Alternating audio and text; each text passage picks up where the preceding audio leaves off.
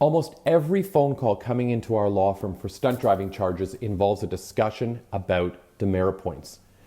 Demerit points matter, but not at all in the way that most people think. In fact, they are the least concerning part of a stunt driving charge in Ontario in 2022. So let's investigate. What is the actual definition of a demerit point? Well, demerit points are added to your driver's license abstract if you are convicted of breaking certain driving laws. The rules are different depending on if you're a new driver or you have your full license. You don't lose demerit points, you actually gain them on your driving record. So you start with 0 points and gain points for being convicted of breaking certain traffic laws. So demerit points will stay on your record for 2 years from the date of the offense. If you collect enough demerit points, you can lose your driver's license for a period of time. Think of demerit points as a report card for the Ministry of Transportation. Low demerits are like getting an A grade.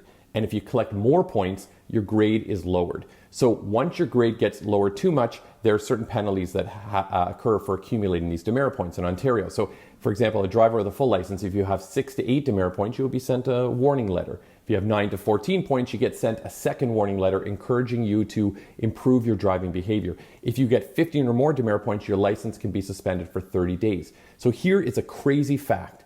Demerit points are not related to insurance. Demerit points are not a measurement for insurance companies. Insurance companies look at your actual conviction and assign penalties of their own. They do not use the demerit point system to determine this. Insurance companies and the Ministry of Transportation are not the same.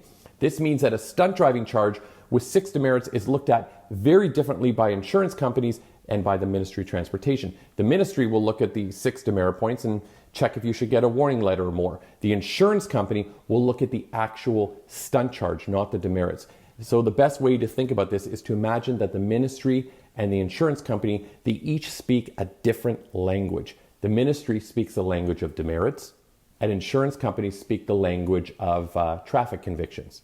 So the demerits should actually be the last thing that you should be worried about with a stunt charge. If you're convicted of stunt driving, you can't even drive for 1 to 3 years. And if this happens, who would care about demerit points? You can't even get insured or sit behind the wheel of a car for 1 to 3 years with a conviction. So it's time to focus on the suspension and the fines of stunt driving. And the demerits are minor in comparison. If you want to find out more, check out below for details on a free call or a strategy and explanation of your stunt driving charges in Ontario.